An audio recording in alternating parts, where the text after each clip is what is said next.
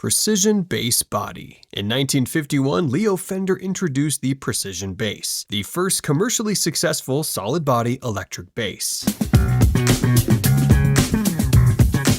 The body shape looked simple, but it solved one of the biggest problems in modern music at the time. Upright basses were huge, difficult to transport, and nearly impossible to hear properly in louder bands. Fender's new double-cut body changed everything. The Precision body used a balanced, solid body design that made the instrument easier to hold, easier to amplify, and dramatically more stable on stage. Early versions borrowed visual ideas from Fender's Telecaster, while later 1957 models adopted softer Stratocaster style contours and curves. The shape also helped establish the now standard 34-inch scale length after extensive experimentation. The result became the blueprint for modern electric bass design. More than 70 years later, countless bass bodies still trace their DNA back to that original precision silhouette. Jazz bass body. By 1960, bass players were beginning to want something sleeker, faster, and more ergonomic than the Precision bass. Fender responded with the Jazz bass.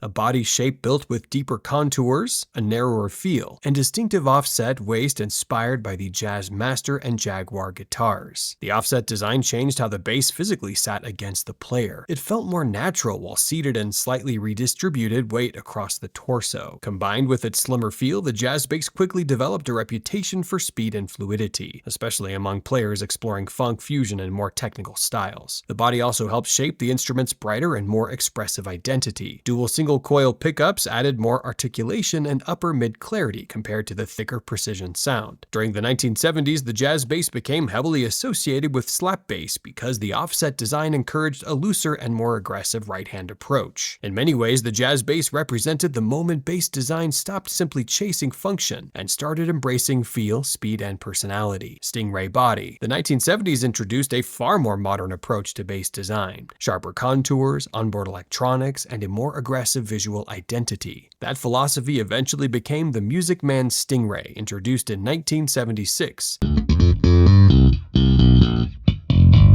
The StingRay body combined a solid ash construction with deeper contours, a large oval pickguard, and a noticeably more muscular appearance than the earlier Fender-style basses. The heavier bridge assembly and balanced body shape also helped give the instrument a tighter, punchier response that quickly stood out in funk and slap music. But the biggest shift came electronically. The StingRay became the first production 4-string bass with onboard active EQ, powered by a 9-volt battery. Bass players could suddenly boost frequencies directly from the instrument itself. The brighter, snappier response became perfect for the slap-heavy styles emerging during the late 70s. Some players loved the aggressive attack immediately. Others probably felt like the bass was yelling at the amplifier before they even played a note. Thunderbird body. By 1963, Gibson realized traditional bass shapes were starting to look old-fashioned beside Fender's futuristic designs. Their response was the Thunderbird, a long angular body shape inspired by American automotive styling and designed by car designer Raymond Dietrich.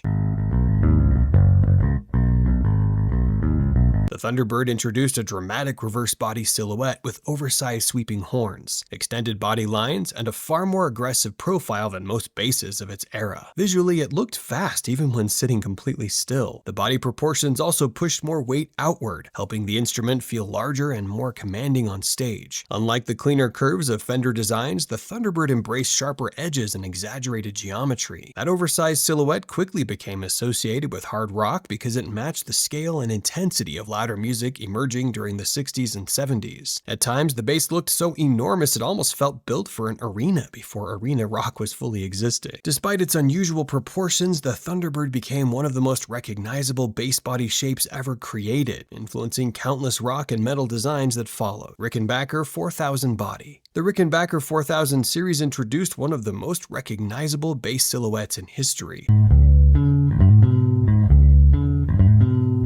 First appearing in the late 1950s, the body combined sharp cresting wave contours, sweeping edges, and deeply carved curves that gave the instrument a sleek futuristic appearance, long before futuristic basses became common. The shape felt noticeably slimmer and more sculpted than many basses of the era. Its narrower proportions and flowing body lines created a faster, more compact feel against the player's body, while the elongated upper section helped balance the instrument visually. Compared to the heavier slab-style designs common during the 1950s, the Rickenbacker looked dramatically more modern and aerodynamic. Throughout the 60s and 70s, the 4000 series became heavily associated with progressive rock and British rock music, because its aggressive visual identity matched the experimental direction of the genre itself. The body almost looked engineered for science fiction. Even decades later, the cresting wave silhouette still feels futuristic, enough that many modern bass designs continue borrowing elements from it. Jaguar bass body. Although the Jaguar shape originally appeared on 6-string instruments during the 1960s, the Jaguar bass officially arrived much later in 2006. Fender adapted the offset waist Jaguar silhouette into a bass platform aimed at alternative indie and modern rock players, looking for something visually different from traditional precision and jazz designs. The offset body distributed weight comfortably while seated and gave the bass a slightly more aggressive stance visually. Various Jaguar bass versions experimented heavily with electronics, including active EQ systems, humbuckers, PJ configurations, and short-scale designs. Unlike earlier Fender body shapes built around consistency, the Jaguar platform became almost experimental. Fender and Squier constantly revised pickups, controls, and scale lengths depending on the era and target audience. That flexibility made the Jaguar body especially popular among players who wanted classic Fender DNA, without feeling locked into traditional layouts. Visually, the offset silhouette also carried just enough attitude to stand out immediately under stage lighting. Mustang bass body. The Mustang bass body emerged during the 60s as Fender explored shorter scale basses aimed at smaller players, beginners, and musicians transitioning from 6-string instruments. Compared to larger full-scale bodies, the Mustang shape felt compact, lightweight, and far easier to maneuver during long performances. Its shorter 30-inch scale length changed more than comfort alone. String tension became softer, attack felt rounder, and the overall tone developed a warmer, slightly thicker response compared to full-scale basses. Over time, that softer feel became part of the Mustang's identity rather than a limitation. Modern versions evolved far beyond the original student bass concept. Fender eventually introduced PJ pickup layouts, upgraded bridges, and active electronics while keeping the compact offset-inspired body intact. Today, the Mustang bass sits in a unique space where vintage simplicity meets modern flexibility. It's also one of a few basses capable of looking small while still sounding far larger than anybody expects. SG bass body. When Gibson redesigned its solid body line in the early 1960s, the SG body introduced a dramatically thinner and more contoured shape compared to earlier bulky designs. The deep double cutaways improved upper fret access, while the slimmer body reduced the weight significantly. The SG bass silhouette looked aggressive but remained surprisingly ergonomic because of its light and mahogany construction and beveled edges. Moving the neck joint farther outward also improved playability in higher positions, something Gibson heavily advertised at the time. Despite its sleek appearance, the SG body developed a mixed reputation among bass players because of balance issues caused by its lightweight structure and long neck positioning. Some players loved how effortless it felt. Others probably spent half the performance fighting gravity. Still, the SG body became iconic because of its simplicity. Thin body, sharp horns, deep contours, and easy fret access created one of the cleanest and most recognizable bass silhouettes ever produced. Violin bass body. In 1955, Walter Hofner designed a completely different approach to electric bass. Instead of creating another heavy solid body instrument, he built a lightweight hollow body bass shaped like a violin. The violin body was deeply connected to Hofner's background in classical string instrument construction. Its hollow semi-acoustic design produced a warm, resonant tone closer to an upright bass than most early electric basses. The compact body also made it extremely lightweight and comfortable during long performances. Everything changed when Paul McCartney adopted the Hofner 501 during the early Beatles years. Suddenly, the violin bass became globally recognizable almost overnight. Its rounded body, symmetrical curves, and short-scale neck created one of the most visually distinctive bass shapes ever made. Even today, the violin bass still feels elegant and strangely timeless. It looks less like a modern electric bass and more like something pulled from a jazz club in another century. Explorer bass body. When Gibson released the Explorer shape in 1958, the design looked so futuristic, many musicians genuinely did not know what to make of it. Sharp angles, oversized wings, and aggressive geometry made the body feel more like science fiction than a traditional instrument. Sales initially failed badly, and Gibson discontinued the shape by 1963. Everything changed during the 1970s and 1980s when hard rock and heavy metal players embraced the Explorer silhouette for its unapologetically aggressive appearance. Bass versions adopted the same oversized angular design, creating instruments that looked enormous under stage lights. Companies like Alembeck, Warwick, and Dean later expanded the concept with Explorer-inspired basses built for heavier genres. The Explorer body also became deeply connected to neck-through construction and extended sustain. Large body mass added resonance, while the elongated lower wing helped balance heavier necks. It was one of the first bass shapes where visual intimidation became part of the instrument's identity itself. Flying V bass body. Released in 1958 alongside the Explorer, the Flying V became one of the boldest body designs Gibson had ever attempted. The sharp V-shaped body ignored almost every traditional instrument design rule at the time, making it feel futuristic, rebellious, and slightly ridiculous all at once. Early production numbers were extremely small because most musicians considered the shape too radical, but over time the Flying V developed a cult following among hard rock and metal players who loved its dramatic stage presence. Bass adaptations carried that same visual aggression into low-end territory. Structurally, the V-body distributed weight differently from traditional designs. When seated, many players had to position the bass classically between the legs because there was basically nowhere else for it to sit properly. Standing up, however, the shape balanced surprisingly well. The Flying V body eventually became less about practicality and more about attitude. Few bass shapes command attention faster than a giant V silhouette hanging under stage lights. Warlock bass body. Bernardo Chavez Rico designed the Warlock shape in 1969 using drafting tools, straight edges, and sharp intersecting lines. According to Rico himself, he initially thought it was one of the ugliest designs he had ever created. Then heavy metal happened. By the early 1980s, Warlock body became deeply connected to the rising metal scene because it exaggerated points, sharp horns, and aggressive silhouette perfectly matched the visual energy of the genre. The bass versions pushed that identity even further with oversized bodies, active electronics, neck-through construction, and high-output pickup systems. Underneath the chaos, the Warlock body actually involved serious engineering choices. Neck-through construction improved sustain, while deeper cutaways maintained upper fret access despite the extreme shape. The large body mass also helped stabilize low-end resonance. Still, visually, the Warlock looked so aggressive it sometimes resembled a weapon that accidentally learned how to play bass. Mockingbird bass body. The Mockingbird body first appeared in the mid-70s after bassist Johnny "Go-Go" Callis stretched the original concept. Bernie Rico later refined the design into the better-known Longhorn version released in 1978.